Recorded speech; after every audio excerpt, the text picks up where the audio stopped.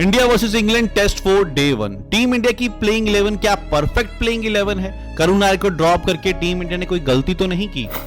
क्या Eswaran team India के दूसरे ईशान किशन बनने जा रहे हैं? शुभमन गिल को बल्लेबाजी करने के लिए बैटिंग ट्रैक की जरूरत पड़ती है? ऋषभ पंत की इंजरी कितनी सीरियस है? डे 1 260 पर 4 स्कोर बनाकर क्या टीम इंडिया सेफ है? और डे 2 में टीम इंडिया की स्ट्रैटेजी क्या होनी चाहिए? इन सारे सवालों के जवाब आपको इस वीडियो में मिलेंगे। आप वीडियो के एंड तक बने रहिएगा। अगर आपने अपने इस भाई के चैनल को सब्सक्राइब नहीं किया है तो सब्सक्राइब कर दीजिए ताकि आपका प्यार मेरे तक पहुंच सके। तो चलिए बिना टाइम खोटी किए सीधा मुद्दे पर चलते हैं और बात करते हैं टीम इंडिया की प्लेइंग 11 को लेके। टीम इंडिया ने प्लेइंग 11 में 3 चेंजेस किए, जिसमें से 2 चेंजेस तो ऑब्वियस थे। नीतीश रेड्डी, आकाशदीप सिंह इंजरी कारण बाहर होने ही वाले थे, लेकिन करुण नायर के साथ मुझे ऐसा लगता है कप्तान शुभमन गिल ने वो मीठी छुरी वाला काम कर दिया, क्योंकि मैच शुरू होने से एक दिन पहले प्रेस कॉन्फ्रेंस में आकर वो करुण नायर की इतनी तारीफें करते हैं, बोलते हैं कि करुण नायर अच्छी फॉर्म में है, अच्छे दिख रहे हैं, बस एक 50 रन उनके बल्ले से आ जाए तो अपने जोन में वापिस आ जाएंगे। उनकी बातें सुन के लग रहा था कि करुण नायर तो डेफिनेटली चौथे और 5वें दोनों टेस्ट में खेलने वाले हैं, क्योंकि टीम इंडिया ये प्लान बना के गई है कि अगर हमने एक 34 साल के खिलाड़ी को सिलेक्ट किया है तो उसको 5 के 5 टेस्ट मैच खिलाएंगे। लेकिन अगले ही दिन करुण नायर ड्रॉप हो जाते हैं, उनकी जगह पे साई सुदर्शन को लेके आया जाता है और साई सुदर्शन ने अपनी सिलेक्शन को जस्टिफाई किया। ठीक है, मैं साई सुदर्शन के बारे में यहां कुछ गलत नहीं बोलने वाला हूं, मैं बात कर रहा हूं सिर्फ करुण नायर के पॉइंट ऑफ व्यू से। क्या अब समझा जाए कि करुण नायर का टेस्ट करियर खत्म है, क्योंकि 3 टेस्ट मैचेस के बाद हमने उसको ड्रॉप कर दिया है। करुण नायर की एज हो चुकी है 34। अब उसको आप कहां मौका देने वाले हो? कौन सी सीरीज में उसको सिलेक्ट करने वाले हो? मुझे नहीं लगता कि करुण नायर को अब दोबारा मौका मिलेगा, क्योंकि साई सुदर्शन 61 स्कोर बना गए हैं, उनका प्लेस तो आप कंफर्म ही समझिए। बस पॉइंट इतना है, क्या आप करुण नायर और साई सुदर्शन दोनों को प्लेइंग 11 में नहीं रख सकते थे? क्या आप शार्दुल ठाकुर को ना सिलेक्ट करके साई सुदर्शन को उनकी जगह पे नहीं लेके आ सकते थे? ऐसा हो सकता था। अगर ऐसा करते, टीम इंडिया को अगर अपनी बॉलिंग स्ट्रेंथ पर थोड़ा विश्वास होता, भरोसा होता, तो आप शार्दुल ठाकुर की जगह पर करुण नायर को खिला सकते थे, लेकिन आपने ऐसा नहीं किया। आपकी कुछ अपनी सोच रही होगी, बस मुझे ऐसा लगता है कि टीम इंडिया में एक बल्लेबाज कम है। करुण नायर के साथ साथ में बात कर लेते हैं ईश्वरन की। उस बेचारे की क्या गलती है यार? आप उसको मौका क्यों नहीं दे रहे हो? अगर आपको लगता है उसकी एज ज्यादा है, 29 ईयर उसकी एज हो चुकी है, तो फिर आपने करुण नायर को भी तो मौका दिया है। उसकी एज तो 34 हो गई है। अगर आप साई सुदर्शन में फ्यूचर देख रहे हो कि वो 23 साल एज है, आगे जाकर इंडिया को लंबी पारियां खेल के दे सकता है, अच्छा फ्यूचर हो सकता है टीम इंडिया का, तो फिर आप ईश्वरन को सिलेक्ट ही क्यों करते हो? क्या आप ईश्वरन को दूसरा ईशान किशन नहीं बनाने जा रहे हो? सेम चीज ईशान किशन के साथ हुई थी। हर टूर पर आप उसको सिलेक्ट कर लेते थे, लेकिन मैच आप उसको कोई खिलाते नहीं थे। अब एक बंदा, अब आप अपने आप को ईशान किशन और ईश्वरन की जगह रख के देखो। आप हर टूर पर साथ में जा रहे हो, 2-2 3-3 महीने टीम के साथ रह रहे हो और बैठे सिर्फ बेंच पर हो, आपको मौका मिल ही नहीं रहा है। तो इससे अच्छा आप उसको सिलेक्ट ही ना करो अगर खिलाने नहीं वाले हो। आप अगर खिलाड़ी आपका इंजर्ड हो जाता है तो एज अ बैकअप उसको इंडिया से बुला लो, अपने साथ उसको रखा हुआ है, मौका आप उसको दे नहीं रहे हो। उस बेचारे का जो टैलेंट है आप उसको टोटली वेस्ट कर रहे हो, एग्जॉस्ट कर रहे हो।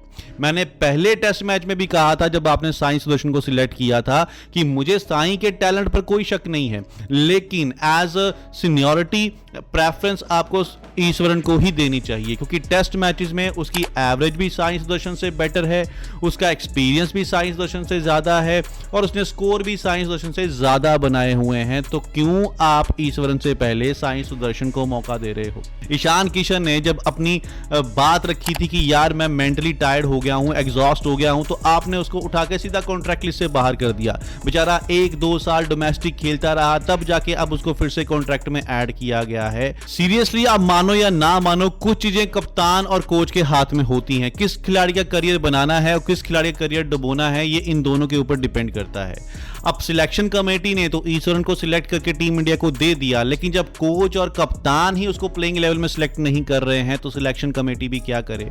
आप बीजीटी सीरीज पे ईश्वरन को साथ में लेके जाते हो और 5-5 टेस्ट मैच में एक मैच में भी उसको मौका नहीं देते हो। अब इंग्लैंड में भी यही हाल है, 4 टेस्ट मैच हो चुके हैं, 5 में भी मुझे लगता है आप मौका नहीं देने वाले हो। तो मौका दोगे कब? ये तो आप साफ बताइए कि किसकी जगह पे आप उसको लेके गए हो। कि आप ये सोच के बैठे हुए हो कि उसको ओपनिंग ही करवानी है, ओपनर ओपनर में से अगर कोई खिलाड़ी इंजर्ड हो गया तब हम उसको मौका देने वाले हैं। तो ऐसे तो साई सुदर्शन भी ओपनर ही थे, शुभमन गिल भी वन डाउन ही आते थे, लेकिन उनको टीम में एडजस्ट करने के लिए आप बैटिंग ऑर्डर में चेंजेस करते हो ना, तो फिर क्यों ईश्वरन के लिए चेंजेस नहीं कर पा रहे हो? हमारे जो ओपनर्स है वो हमेशा अच्छा स्टार्ट देते हैं, क्योंकि इंग्लैंड जैसी कंडीशन में ओपनिंग करना ही सबसे मुश्किल टास्क है, क्योंकि स्टार्टिंग का आधा घंटा जो बॉल मूव करती है ना भाई साहब, उसके लिए आपके अंदर पेशेंस होने बहुत जरूरी है। और हमारे जो ओपनर हैं जायसवाल और केएल राहुल, ये हमेशा अच्छा स्टार्ट देते हैं। इस मैच में भी इन्होंने 94 रन की पार्टनरशिप की, एक अच्छा बेहतरीन स्टार्ट दिया, जिसकी उम्मीदें शायद टीम इंडिया को भी नहीं थी और इंग्लैंड की टीम को भी नहीं थी।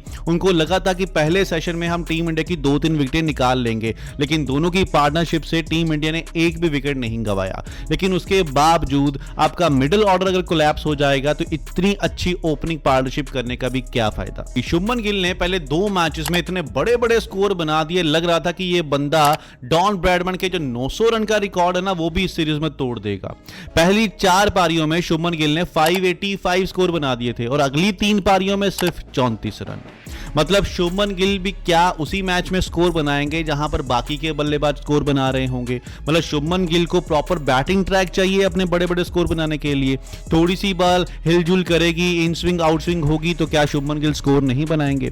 भाई साहब, अच्छे कप्तान की पहचान वही है, जब आपकी टीम स्ट्रगल करे तो आप वहां पर खड़े रहो। लेकिन आपकी जरूरत तीसरे टेस्ट मैच में थी, आप वहां पर टीम को बीच में छोड़ के आ गए। इस टेस्ट मैच में भी जब टीम इंडिया को सीरीज बराबर करनी है तो आपकी बल्लेबाजी काफी इंपॉर्टेंट हो जाती है, लेकिन इस मैच में भी आप आउट हो जाते हो। इतने ऊंचे लेवल पर पहुंचकर, इतना बड़ा खिलाड़ी बनकर, कम से कम आपको होमवर्क तो करके आना चाहिए था। आपने बेन स्टोक की बॉल को कैसे लेफ्ट कर दिया? बेन स्टोक ऐसा गेंदबाज है जो हमेशा बॉल को इन स्विंग करता है और उसकी बॉल में इतना ज्यादा बाउंस भी नहीं होता, तो ये सब जानते हुए भी आप उसकी बॉल को कैसे लेफ्ट कर सकते हो? वो बॉल इन स्विंग होकर सीधा आपके पैड पर टकराई, एक तो आप आउट हुए, ऊपर से आपने डीआरएस भी वेस्ट किया, क्योंकि आपको पता है जब आप बॉल को लेफ्ट कर देते हो तो फिर आउटसाइड बॉल अगर इंपैक्ट कर रही है उसका भी कोई फर्क नहीं पड़ता है अगर बॉल विकेट को हिट कर रही है तो। और वैसा ही हुआ, डीआरएस भी वेस्ट हुआ और आपकी विकेट भी वेस्ट हुई। भाई स्टैंड लीजिए, खड़े होइए, अपनी टीम को ये मैच जिताइए, क्योंकि ये मैच जीतना हमारे लिए बहुत ज्यादा जरूरी है। इस मैच में टीम इंडिया के लिए सबसे बड़ा नुकसान था शुभमन गिल की विकेट, लेकिन उससे भी बड़ा नुकसान हो सकता है अगर ऋषभ पंत इस मैच में वापसी नहीं कर पाते। ऋषभ पंत फास्ट बॉलर को रिवर्स भी मारने के चक्कर में बॉल सीधा उनके फुट पर लगती है और वो इंजर्ड हो जाते हैं। मतलब इंजरी इतनी बड़ी थी कि वो एक कदम भी नहीं उठा पाते हैं। जब वहां पर इमेज में दिखाया गया उनका फुट, उसके ऊपर बहुत ज्यादा स्वेलिंग हो गई थी। मिनी एम्बुलेंस को ग्राउंड में बुलाना पड़ा, उस पर बिठाकर ऋषभ पंत को ग्राउंड से बाहर लेके जाया गया। तो इसका मतलब है ऋषभ पंत शायद इस मैच में अब दोबारा वापसी ना कर पाए। अभी मेडिकल रिपोर्ट नहीं आई है, स्कैन की रिपोर्ट नहीं आई है, तो यह कहना मुश्किल होगा कि इंजरी कितनी सीरियस है। अगर ऋषभ पंत इस मैच से बाहर हो जाते हैं, यह भी हो सकता है कि वो सीरीज से ही बाहर हो जाएं, तो ये टीम इंडिया के लिए सबसे बड़ा नुकसान है। सेना कंट्री में मुझे नहीं लगता टीम इंडिया में ऋषभ पंत से बड़ा कोई बल्लेबाज है। ऋषभ पंत के स्कोर इस मैच में आना बहुत जरूरी था, और अगर ऋषभ पंत बल्लेबाजी के लिए नहीं आते हैं तो आप लिख लीजिए टीम इंडिया को कम से कम 50 या 100 रन का नुकसान होने वाला है। अच्छे दिख रहे थे, 37 के स्कोर पर खेल रहे थे, सामने वाले गेंदबाजों के चढ़कर खेल रहे थे, आगे बढ़कर छक्का चौका मार रहे थे। तो भाई साहब, ऋषभ पंत का बल्लेबाजी पे आना बहुत जरूरी है। हम दुआ करते हैं उनकी इंजरी ज्यादा सीरियस ना हो, एटलीस्ट वो बल्लेबाजी करने ही आ जाए। विकेट कीपिंग तो ध्रुव जल से करवा के हम काम चला सकते हैं। टीम इंडिया ने पहले दिन 260 पर 4 स्कोर बना लिया है। एक ऋषभ पंत रिटायर हट हो चुके हैं। अगर वो मैच वापसी नहीं करते हैं तो मान लीजिए टीम इंडिया के 5 खिलाड़ी आउट हो चुके हैं। तो पहला दिन दोनों टीमों के नाम रहा। इसमें इंग्लैंड भी इक्वल है और इंडिया भी इक्वल है।